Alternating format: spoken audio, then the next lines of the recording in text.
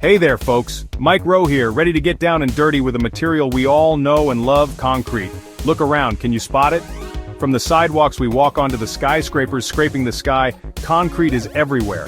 This humble mix of rocks, sand, water, and cement is the backbone of our modern world. But have you ever stopped to think about what makes concrete so special? How does it go from a sloppy mess to the rock-solid foundation of our buildings and bridges? Get ready to get your hands dirty as we dig into the fascinating world of concrete. We're gonna break down the ingredients, explore the science behind its strength, and even look at some cutting-edge innovations that are changing the way we build. So strap on your work boots and let's get cracking.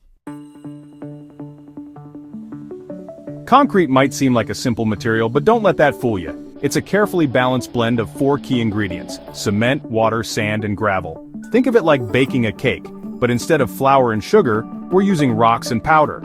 First up, we got our cement, the glue that holds everything together.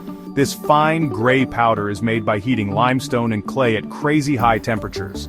Next, we add water. Now you might be thinking, water makes things weaker, not stronger. And you're right, usually. But with cement, water kicks off a chemical reaction called hydration.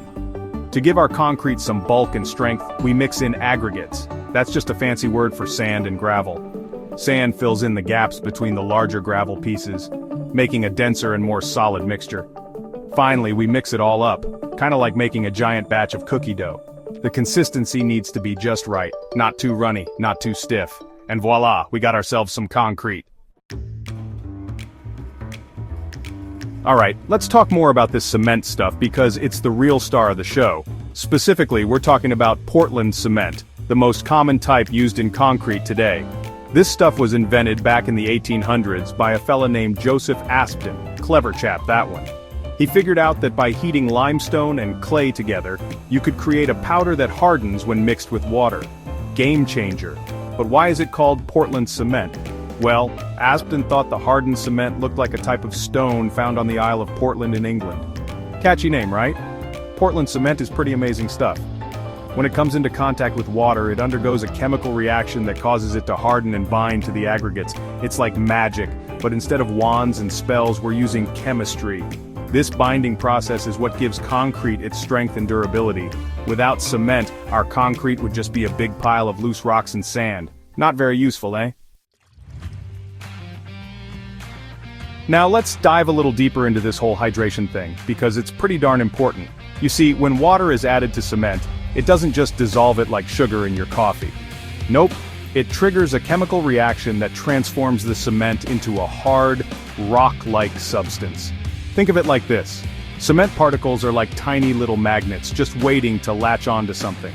When water is added, it activates these magnets, causing them to grab onto each other and the aggregates. As more and more of these tiny magnets connect, they form a strong, interconnected network. This hydration process takes time though. It's not like you pour the concrete and bam, instant sidewalk. It takes about 28 days for concrete to reach its full strength, although it starts to harden much sooner than that. During this curing period, it's important to keep the concrete moist. That's why you often see construction workers spraying down freshly poured concrete with water. It helps ensure that the hydration process continues and the concrete reaches its maximum strength. Section 5. Strong to the core, reinforcing with steel. Concrete is tough, no doubt about it. It can handle a whole lot of weight and pressure. But it does have one weakness. It's not so great at handling tension or bending forces. That's where steel comes in. By embedding steel bars, also known as rebar, into the concrete, we can give it some extra muscle to resist those pesky tensile forces. Think of it like this. Concrete is like the Incredible Hulk, super strong but not very flexible. Steel is like Mr. Fantastic, able to stretch and bend without breaking. Together they make one heck of a team. The steel rebar is usually placed in a grid pattern within the concrete formwork before the concrete is poured. As the concrete hardens around the rebar, it creates a super strong bond that's tough to beat. This combination of concrete's compressive strength and steel's tensile strength is what allows us to build those towering skyscrapers and massive bridges we see all around us. It's a match made in construction heaven. Section 6. Concrete gets smart self-healing and 3D printing. Now, let's talk about the future of concrete because things are about to get really interesting. Scientists and engineers are always looking for ways to make concrete even stronger, more durable, and more sustainable. And boy, have they come up with some cool stuff. One of the most exciting developments is self-healing concrete. That's right, concrete that can actually repair its own cracks. How does it work? Well, scientists have figured out how to embed tiny capsules filled with a special healing agent into the concrete mix. When a crack forms, these capsules break open, releasing the healing agent, which then reacts with the surrounding concrete to seal up the crack. Pretty neat, huh? And then there's 3D printed concrete, which is exactly what it sounds like, using giant 3D printers to build structures out of concrete. This technology has the potential to revolutionize the construction industry, allowing us to create complex and innovative designs that would be impossible to build using traditional methods. These are just a couple of examples of the amazing innovations happening in the world of concrete. Who knows what the future holds? Maybe we'll have concrete that can change color, generate electricity, or even clean the air. The possibilities are endless. Section 7. The concrete jungle's footprint, environmental impact. Now, before we get too carried away with all the cool things concrete can do, we need to talk about the elephant in the room, its environmental impact. You see, producing cement, the key ingredient in concrete, is a very energy-intensive process. It requires heating up those raw materials to super high temperatures, which releases a lot of carbon dioxide into the atmosphere. In fact, cement production is responsible for a whopping 8% of global CO2 emissions. That's more than the entire aviation industry. Not good, right?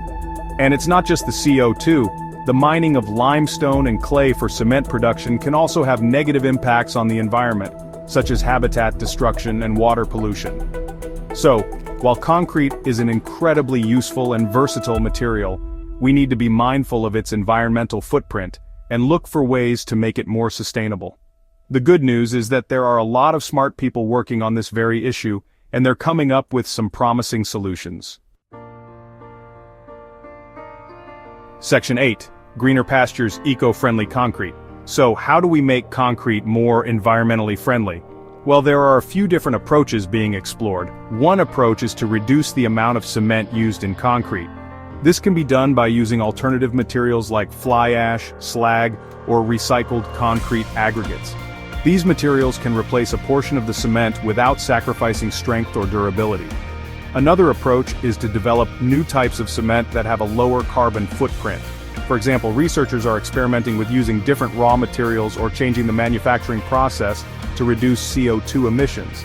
And then there's carbon capture concrete, which is super cool. This type of concrete actually absorbs CO2 from the atmosphere as it cures. It's like giving concrete a superpower. Not only is it strong and durable, but it also helps fight climate change. These are just a few examples of the many ways that researchers and engineers are working to make concrete more sustainable. It's a big challenge, but with a little ingenuity and a lot of hard work, we can create a greener future for concrete. Section 9. Building a better tomorrow, the future of concrete. So, there you have it, folks. The amazing world of concrete, from its humble ingredients to its high-tech future. It's a material that has shaped our world in countless ways, and it's not going anywhere anytime soon. But just like everything else, concrete has its strengths and weaknesses. It's strong and durable, but it can also be heavy and energy-intensive to produce. The good news is that we're constantly learning more about this amazing material and developing new ways to make it even better. From self-healing concrete to 3D printed structures, the future of concrete is full of exciting possibilities. And with a greater focus on sustainability, we can ensure that concrete continues to be a building block for a brighter future. So, the next time you walk on a sidewalk, cross a bridge, or admire a skyscraper, take a moment to appreciate the wonder of concrete. It's more than just a building material. It's a testament to human ingenuity and our ability to shape the world around us.